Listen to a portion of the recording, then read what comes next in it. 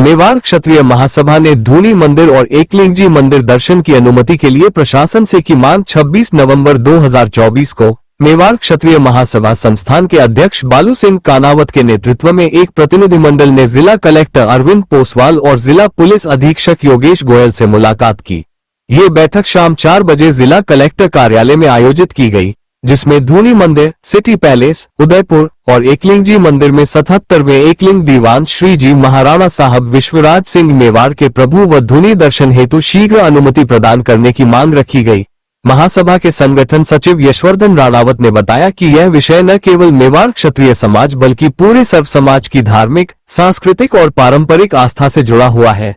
महासभा ने चेतावनी दी है कि यदि इस मांग को शीघ्रता से पूरा नहीं किया गया तो सामाजिक और धार्मिक आक्रोश बढ़ सकता है, जिससे कानून व्यवस्था पर नकारात्मक प्रभाव पड़ने की संभावना है। महासभा ने राज्य सरकार से अपील की है कि इस गंभीर और संवेदनशील मुद्दे को सर्वोच्च प्राथमिकता देते हुए समाधान निकाला जाए।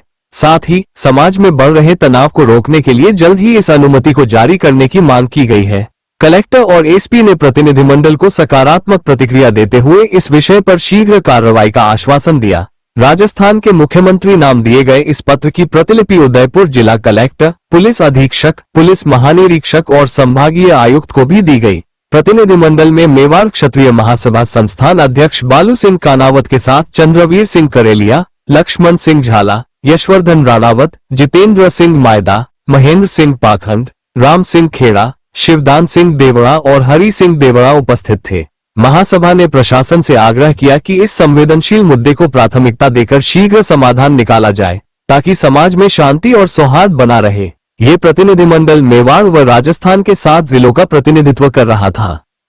महासभा संस्थान उदयपुर, अभी हम कलेक्टर साहब से मिले। कलेक्टर साहब को हमने ज्ञापन दिया कि महाराणा साहब का कल चित्तौड़ में कार्यक्रम जो राज तिलक वाला है वो बड़ा हमारा जो संस्कार है उसके अनुसार आराम से हुआ है, और हम अब केवल उस पगड़ी दस्तूर के बाद में ये हमारा हमेशा का रिवाज रहा है कि धूनी पर दर्शन करें और उसके बाद में जो है एकलिंगजी दर्शन करने जाए, उसके बाद ही रंग दस्तूर का कार्यक्रम होता है। अब आधा कार्य तो हो गया कि राज तिलक हो गया, और यहाँ पर जो है इसका विवाद उत्पन्न हो गया यहाँ धूनी पे दर्शन, पैलेस में धूनी पे दर्शन करने के लिए। तो हमें जानकारी मिली है कि रात को 1 बजे इस धूनी वाले क्षेत्र को कलेक्टर साहब ने धारा 145 के तहत जो है अधिकृत कर लिया है।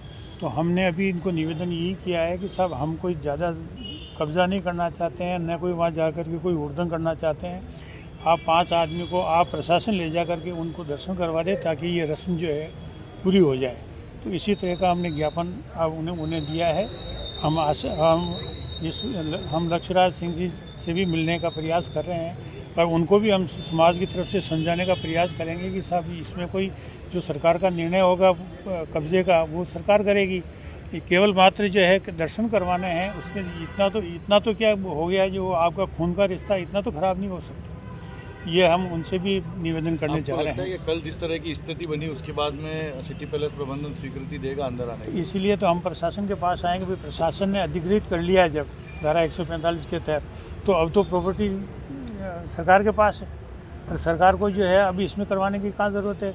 अब लक्ष्यराज सिंह जी इससे ज़्यादा जो है वो करने की कहाँ ज़रूरत है। तो कल का जो टाइम दिया है कल तक का जवाब के लिए, किसके जवाब के लिए?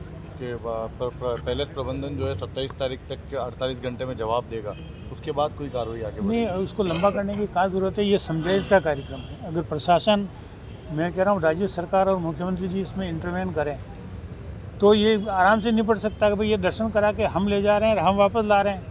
अब इसमें कौन सा तुम्हारे पोजीशन का या कोर्ट का कौन सा उल्लंघन हो रहा है। आज विश्वराज सिंह जी ने जो इंटरव्यू दिया उसमें उन्होंने कहा कि धूनी दर्शन की परंपरा तो होती रहेगी जैसे व्यवस्था होगी, लेकिन पहले एकलिंग जी के दर्शन कर लें। नहीं, पहले एकलिंग जी का नहीं होता है, पहले धूनी का दर्शन होगा, और आज मंगलवार की वजह से एकलिंग जी के दर्शन नहीं हो सकते हैं। तो एकलिंग जी का तो कल का कार्यक्रम है। कल का जो घटनाक्रम हुआ था सिटी पैलेस के बाहर जो पथराव हुआ, मेवाड़ क्षत्रिय महासभा किस तरह से देखती है, क्योंकि मेवाड़ राज परिवार का तो गौरव पूरे विश्व में विख्यात है। अब इतना तो आप भी जानते हैं कि कोई राजपूत जो है पत्थर लेकर के तो वहाँ गए नहीं होंगे, न कोई वहाँ सड़क पे कोई पत्थर थे जो वहाँ पत्थर फेंकते।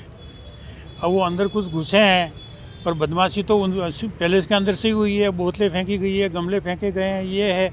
तो ये तो शांतिपूर्ण तरीके से अंदर हम घुसना चाह रहे थे और दर्शन करवाना चाह रहे थे।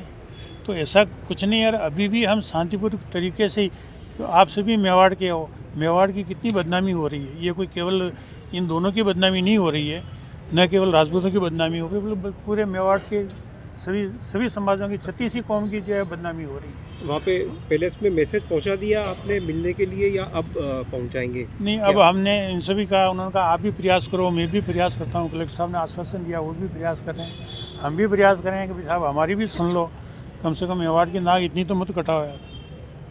कहाँ तो महाराणा प्रताप का नाम है, आज पूरी दुनिया हंस रही है उस पर। ठीक है। धन्यवाद। लक्का सिंह जी से अपॉइंटमेंट की बात हो गई टाइम